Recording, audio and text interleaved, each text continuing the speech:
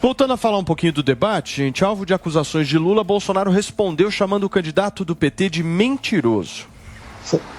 Mentiroso, ex-presidiário, traidor da pátria. Que rachadinha, teus filhos roubando milhões de empresas após a tua chegada ao poder. Que CPI é essa da farsa que você vem defender aqui? O que achou a meu respeito? Nada. Que dinheiro de propina? Não teve propina. Propina teve com o senhor Carlos Gabas, do consórcio do Nordeste, dos governadores amigos teu, que foi descoberto o desvio de 50 milhões de reais e nada foi apurado. O seu governo, através de Carlos Gabas, consórcio do Nordeste, fez muitos nordestinos morrerem por falta de ar, porque foi desviado dinheiro da compra de respiradores. Nada tem contra o meu governo, nada. Deixe de mentir, tome vergonha na cara, Lula. Olha só, gente, Bolsonaro também chamou Lula de ex-presidiário durante o debate. O ex-presidiário diz que eu decretei o sigilo da minha família. Qual o decreto? Me dá um número do decreto. Fala que eu atrasei compra de vacina. Nenhum país no mundo comprou vacina em 2020. Para de mentir. Quando se fala em fome, eu dei R$600 de Auxílio Brasil. Você dava pouca coisa para os mais pobres, usava esses mais pobres com massa de manobra para ganhar votos. Quando se fala em devolver 6 bilhões que os delatores devolveram, foi de roubalheira do seu governo. Só a Petrobras, o endividamento foi 900 bilhões de reais no seu governo. Isso daria para fazer 60 vezes a transposição do São Francisco. Tu foi condenado em 3 instâncias por unanimidade. E o processo deixou de existir porque você tinha um amiguinho no Supremo Tribunal Federal que disse que você tem que ser julgado em Brasília e não em Curitiba. Muito bem, turma, tá aí as duas falas do presidente Jair Bolsonaro ontem no debate da Globo. Vamos pela ordem aqui, Guga, você havia me pedido a palavra, eu tive que ir para o break, por favor. Falando agora sobre o Bolsonaro, quem é o Bolsonaro para chamar alguém de mentiroso? O Bolsonaro não tem moral para classificar ninguém de mentiroso. Os brasileiros não confiam na palavra do Jair Bolsonaro. Todas as pesquisas mostram isso. Afinal de contas, é um presidente que mentiu para se eleger, que mente para governar, que mente até para não aceitar resultado da eleição, atacando as urnas sempre com leviandade. Então é um presidente que não tem credibilidade para atacar alguém, taxando de mentiroso. Sempre se volta contra ele. É bom ele aprender que é um tiro no pé. Relembrar para as pessoas que há mentiras aí circulando e sendo ditas por políticos, já que ele é o que mais fala mentiras. E ele, Bolsonaro ontem, nesse momento aí de embate com o Lula saiu muito melhor do que o Bolsonaro. O Lula foi firme, conseguiu responder à altura e conseguiu muitos mais direitos de respostas do que o Bolsonaro. E o Bolsonaro perdeu o controle exatamente nesse trecho que foi mostrado há pouco. Ele fez uma série de acusações mentirosas. Fez uma série de acusações levianas que a Globo foi obrigada a dar depois mais um direito de resposta para o Lula na sequência. Esse foi o momento que o Bolsonaro percebeu que estava indo mal. Inclusive, os trackers do Bolsonaro mostraram isso. Foi por isso que depois ele mudou de postura e ficou muito mais sereno do que nesse momento de embate com o Lula. Mas no momento de embate com o Lula venceu. Exatamente porque o Bolsonaro perdeu o controle e porque o Lula teve mais direito até a falar, já que os direitos de resposta para o Lula foram maiores do que para o Bolsonaro. Peraí, gente, eu estou falando rapidinho. E o Bolsonaro tentou rebaixar a discussão para esse tipo de embate, de lavação de roupa suja, levou uma do Lula e aí conseguiu o direito de resposta. Nesse momento que levou, o Lula também perdeu um pouco o controle, falou também o que não devia, aí o Bolsonaro conseguiu um primeiro direito de resposta, continuou perdendo o controle, o Bolsonaro, e aí o Lula foi esperto. E aí o Lula não conseguiu atacar o Bolsonaro sem abrir brecha para que o Bolsonaro falasse de novo. Então o Lula ficou melhor nesse momento, isso é indiscutível. E o Bolsonaro depois ficou mais sereno exatamente porque começou mal. E, enfim, o Lula depois não foi chamado mais para o confronto. O Bolsonaro poderia ter feito a pergunta para o Lula no bloco 3. A primeira pergunta, preferiu chamar o Felipe Dávila e usar o tal do Padre Kelmo para fazer o jogo baixo de atacar com leviandade. E o que eu acho interessante é ver a extrema-direita toda feliz, apoiando o Padre Kelmo pelo que ele fez, e a gente gastou praticamente 1 hora aqui falando do Padre Kelmo. De fato, o Padre Kelmo conseguiu um destaque, e isso mostra o quanto foi negativo o debate, porque o destaque foi aquele que estava lá para tumultuar, ou seja, deu certo, ele tumultuou, ele rebaixou o padrão Globo de televisão. Não parecia um evento da Rede Globo de televisão aquilo que aconteceu ontem. E ninguém se saiu bem. Né? Todo mundo, em algum grau, fica ruim quando o ambiente é assim. O debate, turma, eu vi que vocês querem responder o Guga, mas só para fechar, Guga, por favor.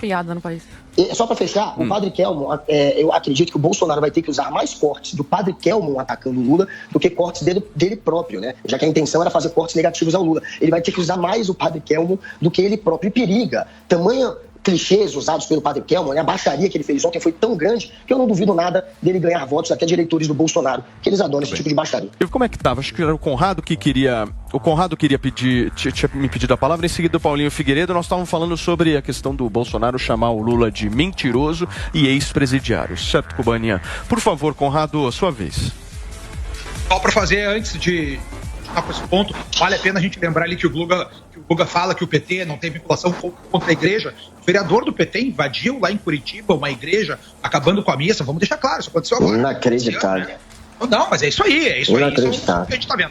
Voltando agora para a questão do debate. O debate ali, meus amigos, de ontem foi feito para gerar cortes. Então o Bolsonaro ali, na primeira entrada, o Ciro já gasta o Lula, é por isso que o Bolsonaro não pode chamar o Lula naquele primeiro momento, e quando ele tem direito de resposta, o Bolsonaro vai pro corte, ele vai para apontar o dedo no Lula, porque depois nas redes sociais todos os cortes desse debate vão ter um peso muito forte. E aí na rede social não tem contra-argumentação. Cada um posta o que quer. E o Bolsonaro vai ter um belo corte, como foi exibido aqui, né, nessas duas entradas do Bolsonaro. São dois belos cortes para girar durante os próximos dias até as eleições nas redes sociais. E depois disso, o Bolsonaro parece, né, que estava bem calma ali, explica todas as funções como o presidente tem que fazer. Eu acho que ele foi muito vitorioso nesse aspecto, porque a gente tem que enxergar que todo esse debate, toda essa eleição, por mais que a gente tenha mais partidos ali, a gente sabe que está polarizado entre Jair Bolsonaro e o Lula, que são visões de mundo antagônicas, uma mais progressista,